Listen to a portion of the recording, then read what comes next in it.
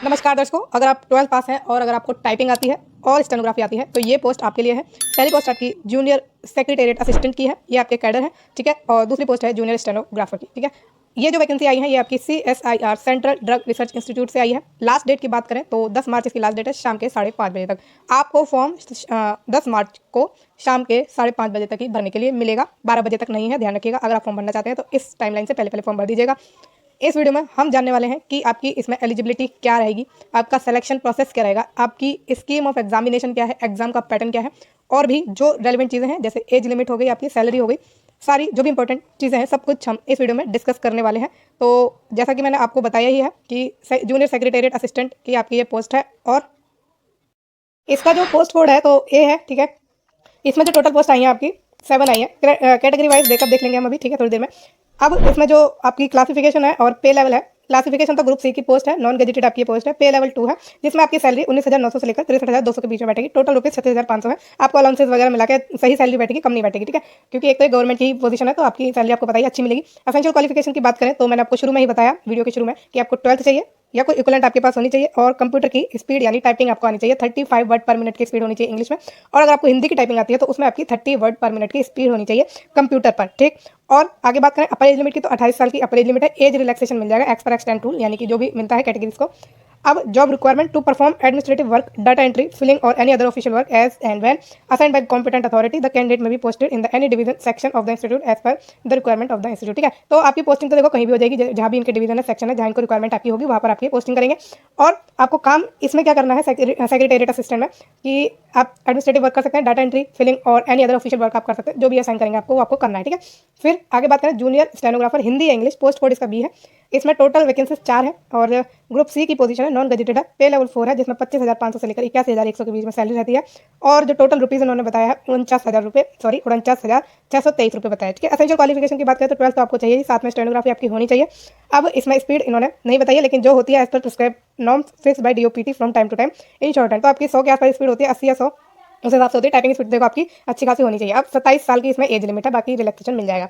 अब आते हैं आपके जो ये दे रखा था ना, क्या दे रखा था शुरू में मैंने आपको बताया था, हाँ, ये जैन करके FNA और SNP क्या है ये देख लीजिए आप। तो जो आपकी एब्रीविएशन है उसका पहले देख लीजिए। जैन का मतलब तो जनरल है, SNP का मतलब है स्टोर एंड परचेज, FNA का मतलब है फाइनेंस एंड अकाउंट्स। तो आपको क्या करना है, प्रेफरेंस देनी है आपको फॉर पोस्ट कार्डर, ठीक है। ये आपके कार्डर है, उसमें आपको क्या करनी है, अपनी प्रेफरेंस देनी है कि आप किस में अपनी ज्वाइनिंग चाहते हैं। बाकी ये अपने हिसाब से तो देंगे ही, लेकिन आपकी प्रेफरेंस पर भी ये ध्यान देते हैं। अगर वैकेंसीज में आप नंबर ले आते हैं, ढंग से अपना परफॉर्म कर लेते हैं, तो आपको आपकी ही चॉइस का कार्डर मिल जाएगा, ठीक है। Candidate will provide their preference for the cadre of the post of junior secretary assistant with general finance account, जैसे कि मैंने आपको बता ही दिया, store and purchase in online application. तो ऑनलाइन जब एप्लीकेशन फॉर्म भरेंगे उसमें आपको चूज करने का मौका मिलेगा कि आपको कौन सा कार्डर चाहिए, ठीक है। एलोकेशन ऑफ कार्डर, जो कि आपको ये नाम मैंने आपको बता दिया, to the panel of selected candidate shall be decided by, जैसे कि मैंने आपको बताया ही है कि डिसाइड तो CSIR CDRI ही करेगी ऑन मेरिट कम प्रेफरेंसेस, ठीक है। तो जैसा आप परफॉर्म करेंगे उस हिसाब से आपको कार्डर दिया जाएगा। बाकी आपकी प्रेफरेंस दी जाती है कि अगर आप अच्छे नंबर ले आते हैं, अच्छी मेरिट में आपका टॉप पे नंबर हो जाता है, तो आपकी चॉइस का आपको मिल भी जाता है। अब पोस्ट कोड ए जो था कौन सा था, JS का जूनियर सेक्रेटेरिएट असिस्टेंट की जो पोस्ट थी, उसमें 1 written exam for all 3 post code, ठीक है। तो सबके लिए आपका रिटन टेस्ट होगा। अब आगे बात करें वैकेंसीज की डिटेल है यहाँ पे। JSA के लिए जो कि ये है, इसमें जो JSA जनरल में है उसमें टोटल 4 वैकेंसी कार्डर में, JSA FNA के कार्डर में 2 वैकेंसी और JSA SNP के कार्डर में 1 वैकेंसी है, ठीक है। तो जनरल में जो है उसमें 1 वैकेंसी तो SC के लिए है, 1 वैकेंसी आपकी OBC के लिए है, 2 अनरिजर्व के लिए है। और FNA के लिए 1 वैकेंसी OBC के लिए है और 1 आपकी अनरिजर्व के लिए है। और जो SNP की वैकेंसी है उसमें 1 अनरिजर्व के लिए, टोटल आपकी 4 वैकेंसी होगी। स्टेनोग्राफर की बात करें तो इसमें टोटल 4 वैकेंसी है, जिसमें से 1 SC के लिए, 1 OBC के लिए और 2 आपकी अनरिजर्व के लिए। एप्लीकेशन फीस इसमें आपकी लगेगी, अगर आप अनरिजर्व है, OBC है और EWS है तो आपको 500 रुपये देनी है। बाकी अगर आप वुमेन है, SC है, ST है, PWD है या फिर एक्स सर्विसमैन है या CSIR डिपार्टमेंटल कैंडिडेट है तो आपको कोई भी फीस नहीं देनी है, नील फीस रखी गई है। अब रिलैक्सेशन देख लीजिए, जो SC ST उनको 5 साल का मिलेगा, OBC है उनको 3 साल का मिलेगा, PWD अनरिजर्व को 10 साल का मिलेगा, PWD SC या ST को 15 साल का मिलेगा, PWD OBC को 13 साल का मिलेगा, एक्स सर्विसमैन को 3 साल का जो उन्होंने सर्विस दी उस हिसाब से मिलता है। फिर विडोज की बात करें तो उनके लिए भी अलग से दिया गया और CSIR डिपार्टमेंटल कैंडिडेट के लिए नो एज लिमिट है, ठीक है। और एनी अदर एज रिलैक्सेशन जो भी government DOPT CSIR recruitment rule के हिसाब से दिए जाते हैं वो आपको दिया जाएगा। नेक्स्ट चलते हैं अब आगे, ठीक। तो इंपॉर्टेंट तो चीज़ हमने अभी देख ली है। बाकी अब आते हैं mode of selection, scheme of examination, syllabus and breakup of marks. ये इंपॉर्टेंट है आपके लिए। तो मोड ऑफ सिलेक्शन देखें, ओपन रिटर्न एग्जामिनेशन होगा जूनियर सेक्रेटेरिएट असिस्टेंट के लिए। There will be 2 paper, 2 paper होंगे, paper 1 and paper 2 sorry. The second paper will be evaluated only for those candidate who secure the minimum threshold marks to be determined by the selection committee in the first paper. तो आपके जो JSA का paper है उसमें 2 paper होंगे, paper 1 और paper 2। Second paper आपका तभी जांचा जाएगा, इवैल्यूएट किया जाएगा जब आप पेपर 1 में जो आपका मिनिमम मार्क्स है वो ले आएंगे। अब ये मिनिमम मार्क्स आपकी कॉम्पिटेंट अथॉरिटी ही तय करेगी, ठीक है। प्रोफिशिएंसी टेस्ट जो कि टाइपिंग का टेस्ट है वो क्वालिफाइंग इन नेचर है, ठीक। नेक्स्ट बात करें syllabus of written exam for the post of JSA.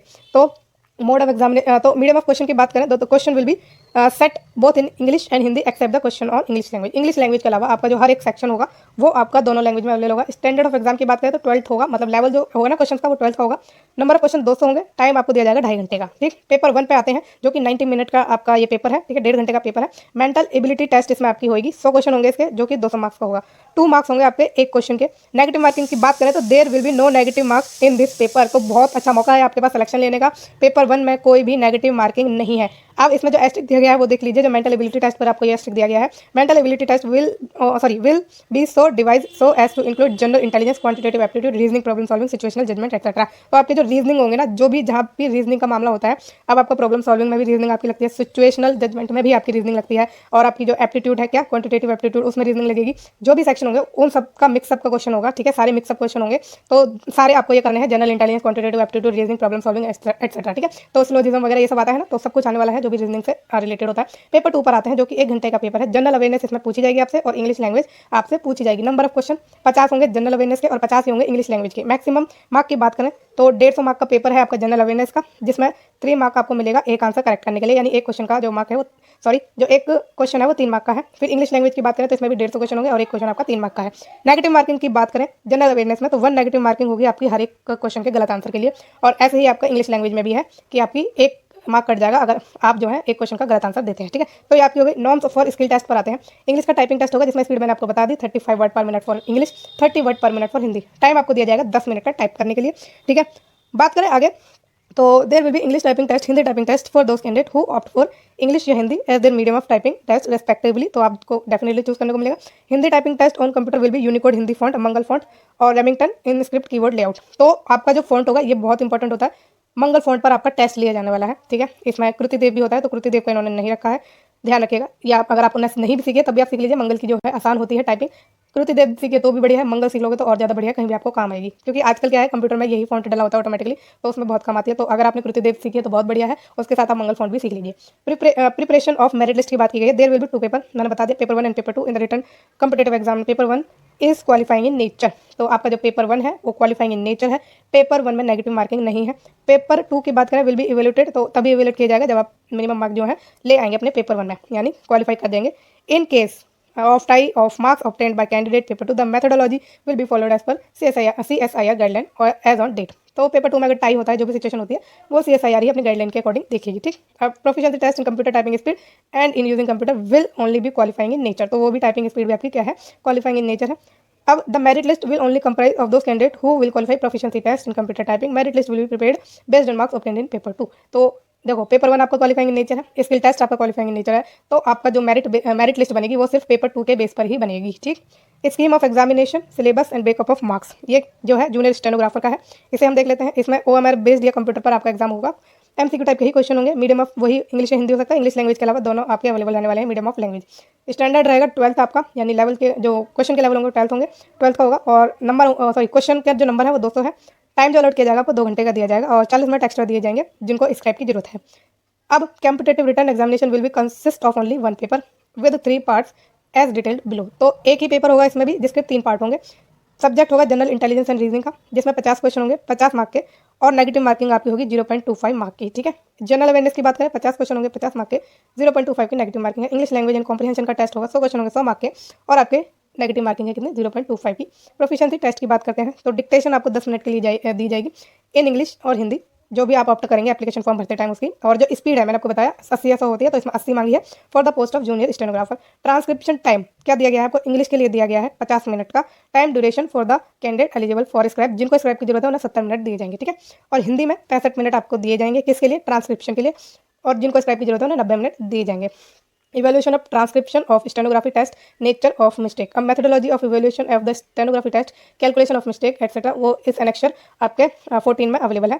Any other new instruction issued prior to conduct of the proficiency test shall be applicable। तो जो भी नई सिचुएशन आएगी वो उस हिसाब से देखेंगे कि अगर नई इंस्ट्रक्शंस आती हैं आपके स्किल टेस्ट के कंडक्ट कराने से पहले, तो उस हिसाब से आपका पेपर होगा, ठीक है। Mode of selection and preparation of merit list, तो जो है candidate fulfilling all the necessary eligibility criteria will be invited for competitive written examination and proficiency in stenography. Proficiency in stenographer will only be qualifying in nature. तो जो stenography का skill test है वो भी आपका क्वालिफाइंग इन नेचर है। Final merit list जो आपकी प्रिपेयर होगी वो परफॉर्मेंस के हिसाब से होगी जो आप अपने रिटन एग्जामिनेशन में देंगे उसके हिसाब से। फिर मेरिट लिस्ट ओनली भी comprise of those candidate who have qualified the proficiency test in stenography. तो जो स्किल टेस्ट क्वालिफाई कर जाएंगे उन्हीं की जो मेरिट लिस्ट तैयार होगी। अब ये है sequence order of conducting competitive written exam और आपका स्किल टेस्ट इन स्टेनोग्राफी।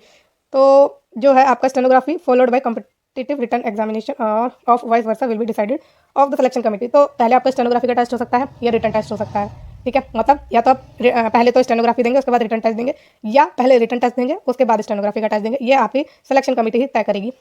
अब टाई का रेजोल्यूशन वगैरह टर्म्स एंड कंडीशन दी गई है, इसमें कुछ इंपॉर्टेंट पॉइंट है तो हम वो देखेंगे। अब the above post carry pay and allowances such as HRA, traveling allowance, etc. Central government rates applicable to the employee council at the place of posting and as may applicable to the employee council station at Lucknow, class YCT. In addition, other benefit such as leave, travel concession and reimbursement of medical expenses and children's education allowances etc. also available as per CSI rule। तो आपको सारे HRA वगैरह जहाँ भी आपकी posting होगी उसके according आपको दिया जाएगा। आपका HRA, आपका DA, लीव वगैरह, मेडिकल एक्सपेंसेस, चिल्ड्रन के एजुकेशन के लिए अलाउंसेस सब कुछ आपको दिया जाएगा। तो उसके लिए आप बेफिक्र रहें, ठीक है। सैलरी आपकी अच्छी ही रहेगी।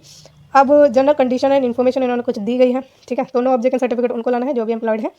CGPA वगैरह उनको कन्वर्ट करके अपनी परसेंटेज लिखनी है, तो ध्यान से लिखिएगा। जो आपकी यूनिवर्सिटी फॉलो करती है उसका कि ऐसे आपका कन्वर्ट होता है परसेंटेज में CGPA, तो उस हिसाब से आप अपना करिएगा, ठीक है। और अपनी एजुकेशन क्वालिफिकेशन जरूर चेक कर लीजिएगा कि आप डेफिनेटली उसमें फिट होते हैं। अब आगे बढ़ें तो प्रोबेशन पीरियड इसमें आपका 2 साल का है, ठीक है। आगे बढ़ते हैं हम, देखते हैं कुछ और इंपॉर्टेंट चीज़ें अगर है आपके लिए। तो medium of typing test, proficiency test and medium of written examination will be the same and one software can not be change at latest. तो ध्यान से अपना मीडियम ऑफ एग्जाम चुनिएगा, बाद में ये चेंज नहीं होगा, ठीक है। ये इंपॉर्टेंट है, ध्यान से चुनिएगा जब आप एप्लीकेशन फॉर्म भरेंगे। डेट ऑफ बर्थ आपके 10th का जो मार्कशीट है उस पर जो लिखी है वही आपको लिखनी है और डिफरेंस नहीं होना चाहिए। हाउ टू अप्लाई की बात करें, ऑनलाइन अप्लाई करना है इसमें, और ऑनलाइन अप्लाई करने के लिए ये वेबसाइट आपको दी गई है, इस पर आपको एप्लीकेशन लिंक जो है मिल जाएगा। अब मैंने आपको वो तो बता ही दिया कि आपको कब तक भर देना है फॉर्म, 10 मार्च तक भर देना है। गाइडलाइन दी गई है इसमें आपको, तो आप ध्यान से अपना फॉर्म भरिएगा। तो सारी इंपॉर्टेंट चीज़ें जो भी थी हमने डिस्कस कर ली है। अगर आपके पास कोई डाउट है तो आप मुझसे पूछ सकते हैं। और ये वीडियो आपको कैसे लगी है मुझे कमेंट के द्वारा जरूर बताइएगा। फ्यूचर में रेगुलर जॉब्स के अपडेट के लिए और इन टाइम नोटिफिकेशन के लिए इस चैनल को प्लीज़ लाइक, शेयर और सब्सक्राइब जरूर करिएगा। Thank you so much.